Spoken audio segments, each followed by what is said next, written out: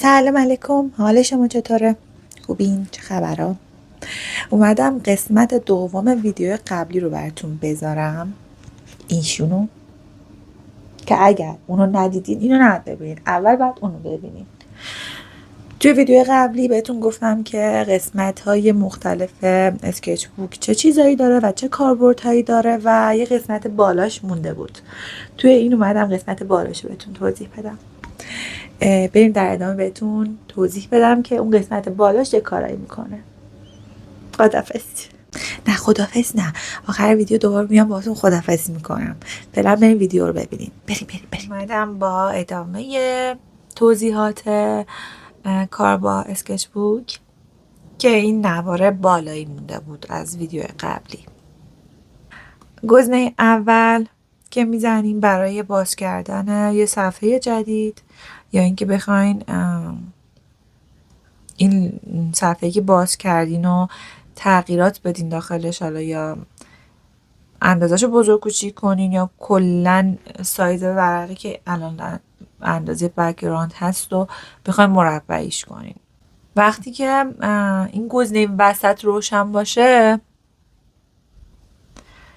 شما هر عددی که این طرف بدین اون طرف هم باش مساوی میشه. برای وقتایی که حالا میخواین سایز کلی ورق تغییر کنه و بدونی که طول و عرضش عوض شه، یعنی میخواین قیاسش بزرگ و کوچیک بشه، برای اون مواقع خیلی خوبه که این گزینه روشن باشه.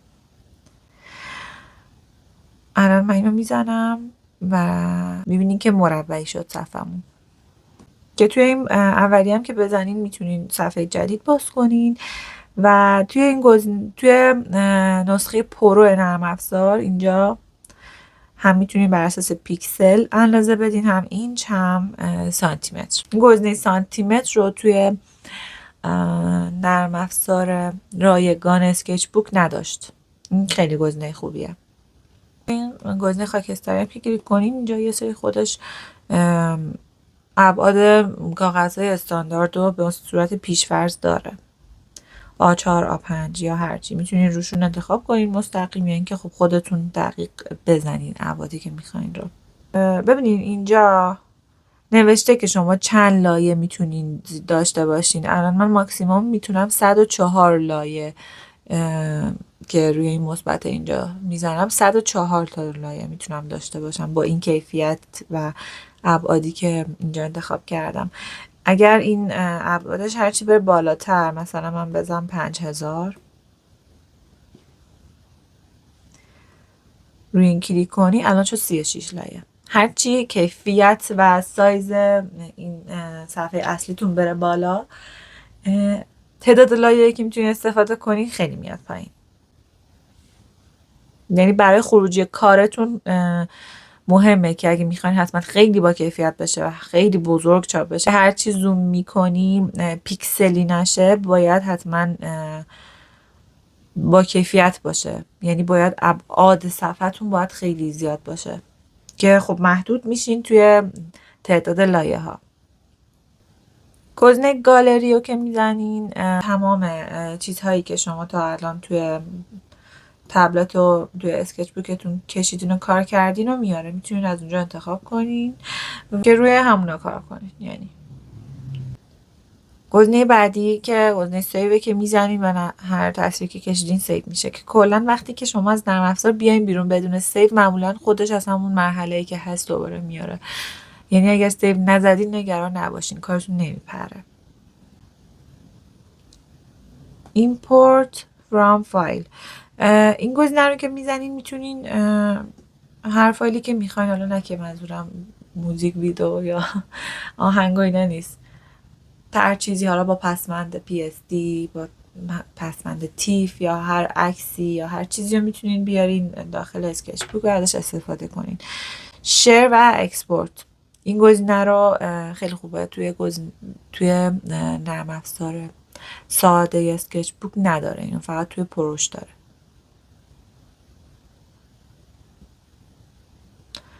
اکسپورت تو فایل رو که میزنین شما میتونید سیو PSD، تیف، PNG، JPG و PDF بگیرین که خیلی گزینه خوبیه واقعا، من خیلی ازش استفاده میکنم، مخصوصا برای استیکرها که باید چند لایه رو سیو کنیم. این یکی گزینه مثل تنظیمات خودمونه دیگه، میزنین هرچی تنظیمات بخواین و میتونین تغییر بدین. یه سری گزینه ها اینجا هست که خب خوبه اگر فعال کنین. حالا من هیچ وقت از هیچ کدومش استفاده نکردم که مثلا 2 تا انگشت رو صفحه بزنین یه مرحله برمیگردین عقب، مثل این گزینه بالا براتون عمل میکنه. این گزینه پن مود اگر روشن باشه فقط شما با قلمتون میتونین روی صفحه کار کنین. با دست فقط میشه جابجا کرد، نمیتونین با دست چیزی بکشین. یعنی اگر با گوشیتون میخواین بکشین و قلم ندارین، این گزینه حتما باید خاموش باشه که بتونین با دستم چیزی بکشین. ولی خب اگر قلم دارین بهتره که خاموش باشه، چون اینجوری که میکشین ممکنه اینجا دستتون کشیده شه و یه خطی هم باز با دستتون ایجاد بشه. پس اگر قلم دارین بهتره که این گزینه خاموش باشه، ولی اگر ندارین حتما روشن بذارینش. این گزینه اگه روشن باشه اینطوریه که وقتی روش نگه میداریم همین گزینه که این پایین بود کالر پیکر فعال میشه و اون رنگو میگیره.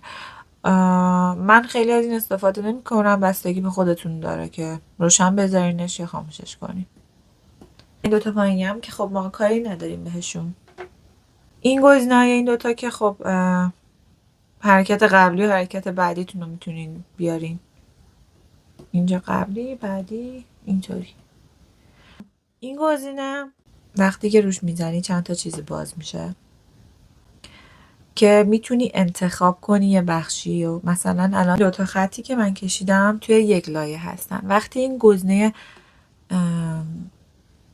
اولی رو میزنی میتونی خودت انتخاب کنی یه بخش هایی از این لایه رو و حالا یا پاک کنی اینطوری، یا فقط میخوای رنگ این قسمت رو تغییر بدی. یعنی میدونین البته ببینین الان من اگه بخوام فقط روی این 2 تا خطوط کار کنم و دورش کشیده نشه باید حتما لایه رو قفل کنم. این خیلی گزینه کاربردیه.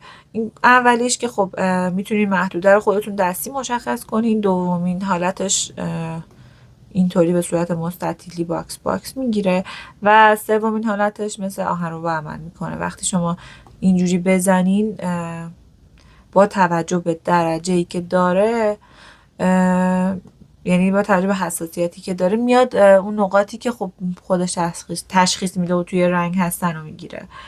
که الان من بخوام رنگش کنم با توجه به اون چیزی که خودش گرفته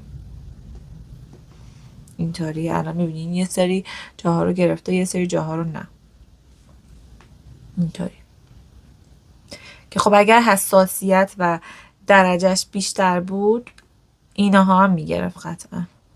حالا ممکنه شما میخوان اینجا یه دایره‌ای بگیرین، اینجا هم میخوان اضافه کنین. الان من اینو که اضافه کردم لایه قبلیم این حرکت قبلیم رفت، پاک شد. شما اگه بخواین همزمان چند تا نقطه رو بگیرین، من الان اینجا رو انتخاب میکنم، این گزینه 4 رو میزنم و اینی که مثبت داره اینو میزنم دیگه. لایه ها هستن و هیچ کدوم پاک نمیشن. لایه ها که نه، یعنی محدودهای انتخابی. و اگر بخواین از این محدوده یه چیزی کم کنین این منفی رو میزنین و اینطوری ازشون کم میکنین. حالا من الان پاک میکنم که اگه این قفل روشن باشه پاک نمیشه. من الان پاک میکنم، اینطوری شد. میبینین یه سری جاها رو گرفت، جاهایی که خودم میخواستم و الان روی منفیه. وقتی منفی باشه دیگه نمیتونین جدید ایجاد کنین، روی مثبت اینطوری. حالا مثلا من اینجا یک محدوده رو مشخص میکنم، بعد میخوام دقیقا به همین فرمی که کشیدم بعدی یکم این برتر یا حالا یه جای دیگه. این گزینه رو که میزنی میتونی این محدوده رو انتخاب کنی و جابجا کنی، ولی فقط همین کادر جابجا میشه نه لایه پایین، که اینم خیلی کاربردی نبوده برای من راستش تا حالا، ولی خب حالا بهتون گفتم که توضیح داده باشم. یه گزینه دیگه که هست خیلی خوبه توی این نوار بالا که من معمولا برای یه سری مواقعی انتخابش میکنم که بذارین اینجا من یه دونه محدوده همینطوری الکی میکشم. خب حالا این گزینه من میخوام توی این لایه پایین این قسمت این دایره پاک بشه، حالا یا هرچی، یا این بیرونش پاک بشه، ولی میخوام دقیقا همین دایره باشه، نمیخوام خودم بیام دوباره محدوده بکشم. چی کار میکنم؟ این مدل آهنرباییشو انتخاب میکنم، توی این لایه بالایی، حتما این لایه بالایی نه پایینی، اینو میزنم. الان این محدوده داخل دایره رو گرفت. خب بعد میایم توی لایه قبلی و حالا اینجا اگه بخوام اینجا رو پاک میکنم. الان هر چی که داخل دایره هست رو پاک میکنه. دایره یعنی منظورم همون محدوده انتخابی هست. من بالایی رو پاک کنم این محدوده هنوز هست. و اگر بخوایم خارج از این دایره هر چی که هست پاک بشه غیر از این محدوده، این گزینه رو میزنیم و خب پاک کنه دوباره انتخاب میکنم. الان هر چیزی که داخل دایره هست میمونه و بقیه محدوده میشه که پاک بشه. یعنی دیگه گزینه پاک کن توی این دایره کار نمیکنه، چون ما این گزینه رو زدیم که هر چیزی که من گرفتم روش چیزی انجام نشه و خارج از اون هر چیزی که هست بشه روش کار کرد. حالا یا پاک کنی یا بکشی، هر چیزی فرقی نمیکنه. میتونی هم اصلا روی این دوتا لایه فقط کار نکنی، تو اصلا میخوای خارج از این بیای رنگ کنی یه چیزی رو. میبینین همه جا میشه کار کرد الا این دایره‌ای که مشخص کردیم. وقتی هم که یک محدوده انتخاب کردی، خب اشتباه انتخاب کردی، این گزینه رو میزنی و پاک میشه. این همینه، یعنی کار خاصی نمیکنه. کار خاصی که میکنه بنده خدا، ولی من استفاده نکردم تا حالا. خب میرسیم به این گزینه بعدی.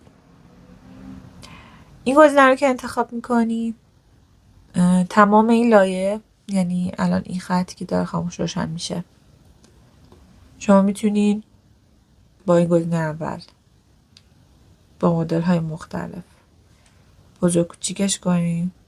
میبینین با کادر های مختلف من دارم اینو اندازه میدم. یا اینکه کلا با انگشتتون بزرگ کوچیک کنین، یا میخواین توی یه راستای مشخص، یعنی فقط بره بالا یا بیاد چپ و راست بدون اینکه از محور خارج بشه، از این گزینه استفاده میکنین. دیگه کج و راست نمیشه. یا میخواین قرینش کنین، میرورش کنین. الان کلا ته آینه شد. یا به صورت بالا پایین میخواین میرورش کنین، یا بخواین به صورت درجای مشخص اینو بچرخونین. میبینین؟ یا برعکسش.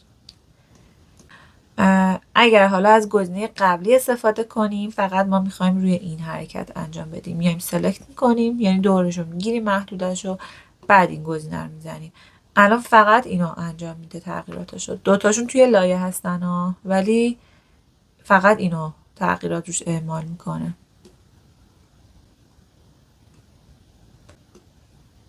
گزینه بعدی همون سطل رنگی که توی بچگی بهش میگفتیم، رنگ میکنه دیگه، کل صفحه رو رنگ میکنه.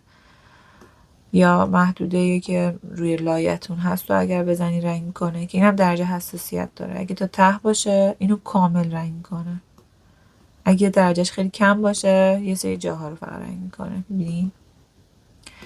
دوباره میتونین از این گزینه اولی که گفتم استفاده کنین و خب مثلا یه محدوده رو بگیرین و رنگش کنین. این دومیش مدل گرادیانته که من اگه توی یک دایره بهتون نشون بدم راحت تر متوجه میشین. یعنی حالا گرادیانتش رو انتخاب میکنی و توی این محدوده دایره از بالا به پایین میگیریم.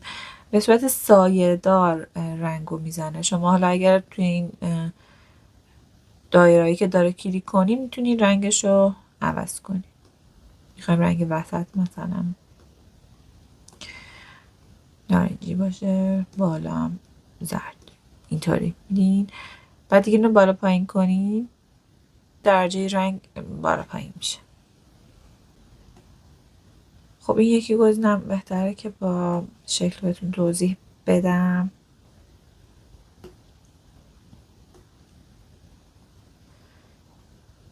این هم به صورت لایه‌ای رنگ میذاره، اما یه طورایی گریز از مرکز. یعنی گزینه بعدی خط کشه. میخواین خط خیلی صاف بکشین،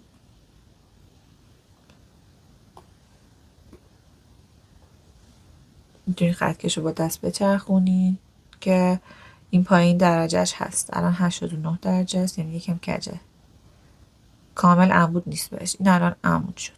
جابجا میکنین و ازش استفاده میکنین. هر جایی که خود این خط هست خط میکشه. خط کش بعدی که خب حالا اینطوری قوسا رو مشخص میکنه، میتونین قوساشو خودتون تعیین کنین که چطوری باشه و خط که میخواین رو بکشین. یکی گزینم اینطوری میتونین خطوط بیضی رو بکشین که خب جابجا میشه و بیضی و یا دایره فرقی نمیکنه دیگه. میتونین خودتون هر طوری که میخواین استفاده کنین. میرسیم به ایشون که معمولا خودش خطش وسط صف هست. شما میتونین جابجا کنین، میتونین نکنین. اول بگم کاربردش چیه. این یه جوری مثل آینه عمل میکنه. شما هرچی این طرف بکشین اون طرف هم کشیده میشه. شما حالا میتونین خطش رو خودتون جابجا کنین و وقتی که جایی که میخواین فیکسش کردین گزینه قفل رو بزنین که احیانا یهویی جابجا نشه. دیگه الان هرچی که بکشین با توجه به این خط آینه میشه، قرینه میشه. اگر گزینه دوم رو بزنین اینطوریه، هم بالا تکرار میشه، انگار 2 تا خط قرینه دارین، وسط عمودی و افقی، که اینم خب میتونین جابجا کنین. گزینه سوم میتونین خودتون تعیین کنین که خط قرینه کجا باشه. و این یکی برای یه سری چیزا خوبه که بخواین اینطوری مثل گل یا هر چی بکشین. اینم از این قسمت میتونین تعداد این خطوط رو بیشتر کنین. الان تعداد خطوطش میبینین بیشتر شد تا 16 تا. تا 16 تا.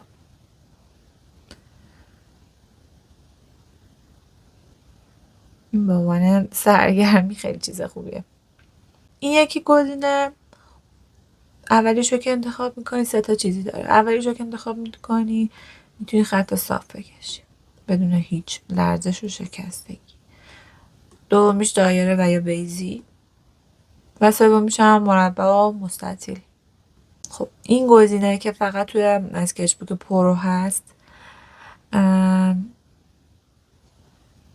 با توجه به درجه‌ای که داره شما اینو که بکشین نکنین درجهشو که زیاد کنی مشخص میشه چیه. میبینین با یه فاصله ای داره میاد و خب خطوطو نرمتر میکشه. اگه این خاموش باشه دقیقا جایی که من دارم میکشم خط میاد زیر دستم، میبینی؟ و ممکنه ببینی یک شکستگی داشته باشه. ولی اینکه بزنین با توجه به این، اگه خیلی زیاد باشه دیگه خیلی با تأخیر میاد دنبالتون و اصلا شکستگی به سختی ایجاد میشه. اگر خاموش باشه میبینین اینطوری. اینا رو باید باهاشون کار کنید تا بفهمین که به کارتون میاد یا نه. این یکی گزینه که خیلی خوبه واقعا با توجه به درجهش و چیزی که خودتون لازم دارین باید درجهش رو زیاد و کم کنین. این برای وقتیه که شما دارین یه خطی رو میکشین و میبینین مثلا ممکنه لرزش دست داشته باشین. حالا من عمدن دارم تکون میدم. این گزینه که روشن باشه شما لرزش دستتون رو دارین هنوز، ولی وقت لایه رو برمیدارین نرم میکنه. میبینین یه مقدار نرم کرد. حالا اگه درجهش بیشتر باشه بیشتر نرم میکنه. اگر تا آخر باشه دیگه احتمالا به یه خط صاف تبدیلش میکنه. میبینی؟ اینم خوبه که روشن باشه. حالا یا میتونه درجهش کلا روی 1 باشه که خیلی خطوطتون رو شکستگی رو صاف نکنه ولی یک نرمی کوچولویی بهشون بده. یه مقدار کناره ها رو میاد فیلت میکنه، نرم میکنه. این گزینه رو که بزنین میتونین برین عکس بیارین، حالا اگر به عنوان رفرنس لازم دارین یا هر چی، یا اصلا لایه نقاشی خودتون رو میخواین به صورت PNG سیوش کردین بدون بک‌گراند بیارینش و خب رنگش کنین. گزینه بعدی گزینه پرسپکتیوه. اولیش میشه پرسپکتیو 1 نقطه. شما الان هر خطی هر جا که بکشین در انتها به سمت این نقطه هست. حالا میتونین خطوط صاف هم بکشین که باز از این کنج ها بدین بیرون، میشه گریز از این مرکزی که این وسط داره. مدل پرسپکتیو 2 نقطه ایش که خب اینطوری میشه که مثلا من الان این خط میکشم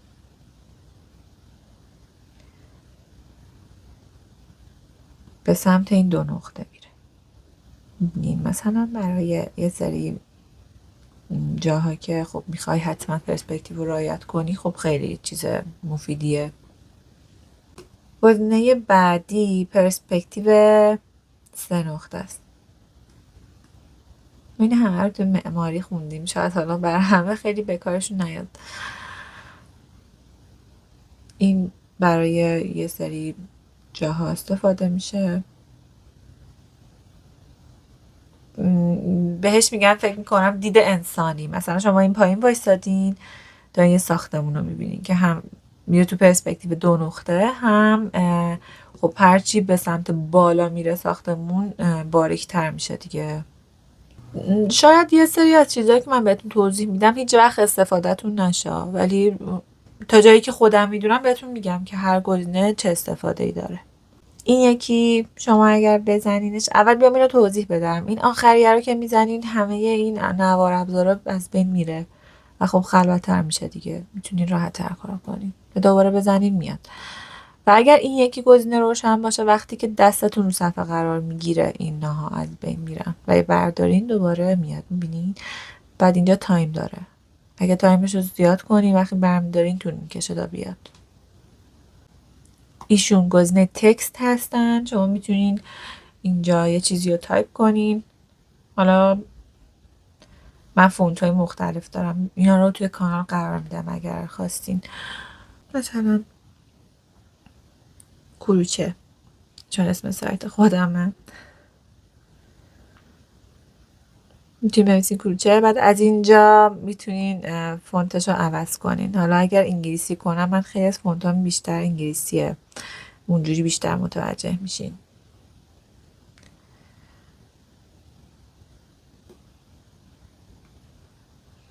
میبینین تاثیرش روی فونت های انگلیسی بیشتر هستش. این فونت ها رو حالا اگر خواستین من میتونم توی همون کانالم قرار بدم. باز این یکی تاثیرش روی فونت فارسیه. اگر تکست لازم داشتین خب این هم همون ویژگی هایی که داره، رنگ و تغییر ابعاد و اینا همه رو مثل اون لایه اول که مثل اون گزینه اینجا که توضیح دادم برای تکست هم جدا جدا داره.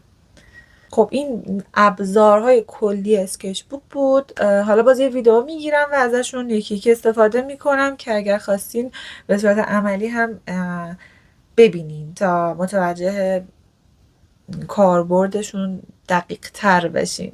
خب مثل این که قسمت دوم ویدیو هم تموم شد.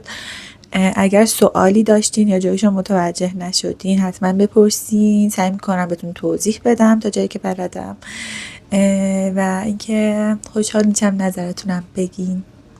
خداحافظ.